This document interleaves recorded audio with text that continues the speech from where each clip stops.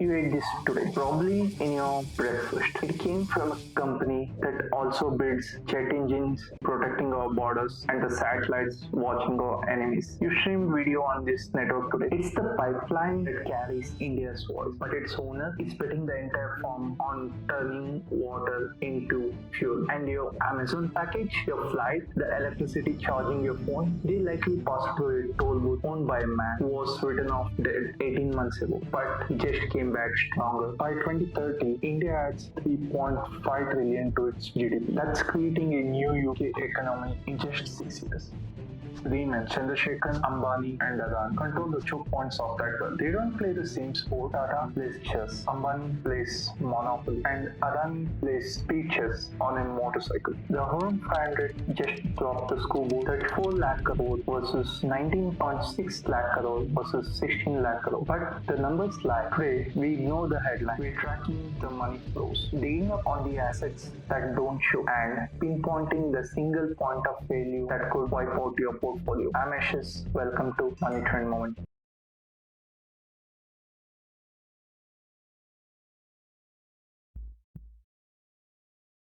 Stop looking at the hidden list. Seriously, it's the tip of the iceberg. It only counts the listed companies. It misses the real power. If you just look at the iceberg from above the water, Tata and its companies were worth 34 lakh crore versus Reliance's 19.6 lakh crore versus Adani's 16 lakh crore. Seems like a giant, right? But watch what happens below the waterline. Suddenly, Reliance's unlisted assets are worth more than the entire listed Adani's group. Tata Sons, it's the shadow bank that's financing the entire future. The public market cap, that's just the marketing budget. Tata has the cash cow, Reliance has the flywheel, and Adani has a recycling machine. But one of them is recycling cash that they haven't earned yet. One is betting their only profit engine on a tech shift that might kill it, and one is building airports with money from a stock price that crashed 60% nearly 18 months ago. Who blinks first?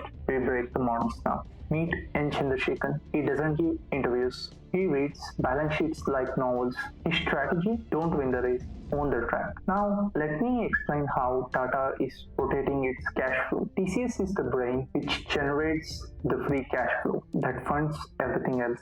Tata Steel and Tata Motors are the skeletons which has heavy structural assets. They are capital intensive, clinical, and hold the group upright. Titan, Trent, or the skin. Consumer facing brands with high visibility, high ROC, which is compounding fast. Tata Electronics and Air India are the nervous systems. Semiconductors and airlines, both of them having high capex, but zero revenue until today. TCS pays out 85 to 90% of its free cash flow as dividends. 66% of that, which is 20,000 crores, goes right back into Tata Sons, almost tax-free. With this gold bar, Chandrasekhar has bought a broken airline, started a semiconductor plant in Assam with zero revenue for 4 years, and is building a $4 billion battery industry in the UK. It's recycling our IT services margins into national infrastructure. If Gen AI makes legacy services obsolete, the golden goose stops laying the eggs. If lab-grown diamonds or Mia by Ganesh cannibalizes Titan, the war chest empties. Air India is burning 1,000 crores a month. Semiconductors, zero revenue, high capex.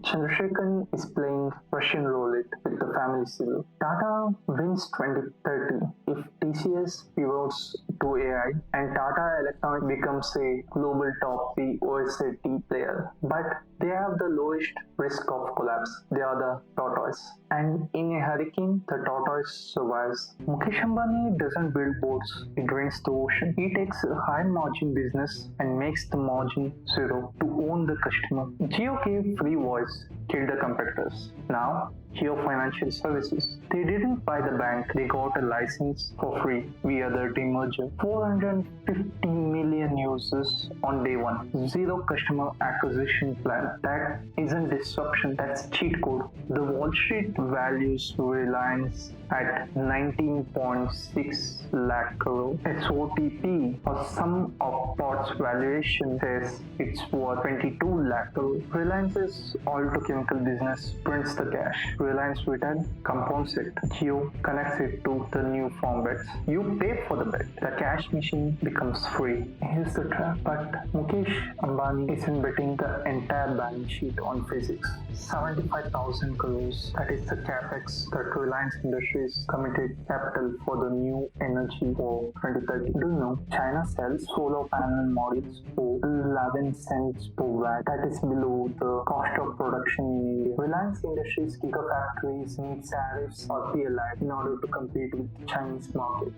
World electrolyzer capacity is 10 gigawatt per year. Reliance Industries alone needs 100 gigawatts for target. The supply chain isn't ready for that. And if we talk about hydrogen, the parity price where green hydrogen beats grey hydrogen without subsidies is currently at $3.5 to $5 per kilo. If hydrogen fails, the 75,000 crore capex runs zero. Reliance reverts to being valued as an oil-to-chemical company. Reliance's CRPO is stalled at 182 rupees. Jio's core profit level hasn't moved.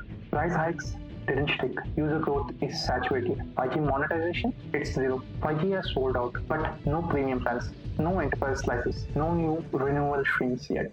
Capital expenditure spent for 5G is 1.5 lakh crore. That is only the spectrum, with zero incremental in revenue so far. The flywheel needs accelerating ARPU to fund the new energy capex. Oil to chemical business, it's cyclical, carbon heavy. Its ESG funds are underweight. What this means is there will be a structural financial decline if the transition to EV doesn't happen quickly. Reliance wins 2030 if Geo Financials becomes the HDFC Bank of the masses and green hydrogen works, which has the highest upside and the highest execution risk. They are the elephant trying to dance on a tightrope. On January 24, 2023, Hindenburg Research drops a 100-page bomb. Stock manipulation, accounting fraud, opaque malicious funds, $150 billion wiped out in weeks. The arbitraries were written. Adani is finished. They didn't read the fine print. While you watched the stock price, Gautam Adani was refinancing the debt, paid back promoter pledges, and he brought in several sovereign wealth like Total Energies, IHC, QIA, and GIC. The Adani discount is entry ticket for the smartest money in the world. This is the only model that prints equity without profits. Build ports, run it for 2 years, launch an infrastructure investment trust, sell 49% of it to pension schemes, recycle 100% of the equity back, keep 51% of the management control plus cash, build the airports, and repeat the process. He owns Munda Port, Mumbai Airport, Navi Mumbai Airport, Khavda, the world's largest solar park, transmission lines, copper, aluminium. He doesn't sell products, he sells access. You want to import? Pay Adani. You want to export? Pay Adani. Green energy? Pay Adani. But the discount is real. EBITDA discounted 20 to 30%. Foreign portfolio investors' ownership crashed from 18% to 11%. Promoter pledge still 15 to 20%. Gautam Adani is 62 years old, chairman of 7 listed joints: ports, green energy, enterprises, transmission, Total Gas, Ambuja, ACC, NDT. He holds the promoter pledges, capital allocation, government relationships, crisis management, one man, all of it. Here comes the missing chair. Tata has Chandrasekhar, a professional CEO between family and the money, a 30-year insider, non-family business. Succession is documented, board-driven, and institutional, while Adani has Gautam, the family holding company. No professional buffer, no independent capital allocator, opaque trust structure, zero external oversight. The discount is real, 20 to 30% lower EBITDA, because the market asks one question: if Gautam falls, who allocates the next trillion? One healthcare, one Sabiod, one rate shock. The capital allocation brain goes dark. Forget who wins. Ask who wins where. You want the alpha, the compounded? Look at Zudio, zero debt. ROC is more than 30% and growing 50% year on year. It's eating Reliance Trends lunch in tier 2 and tier 3 cities. It's the Zudio move. Fast fashion is killing the department store. That stock is the Tata Group's secret weapon. There is no loser here. India needs all three. 1. Tata, the core holding, global IT, Indian consumer, Air India turnaround, semiconductor optionality for 40%. Reliance. The growth engine is the retail dominance, the 5G monopoly, fintech optionality, green energy lottery ticket, which is highly volatile. High beta around 35%. Third one, Adani, the infrastructure boot, toll booths on India's GDP highway, ports, airports, grid, green energy, governance discount. Key man risk is likely 25%. But I missed one. The fourth architect. It could be the government, the promoters, the PLI schemes, the carbon tax, the data bill. The rules of game could change entirely. Who did I miss?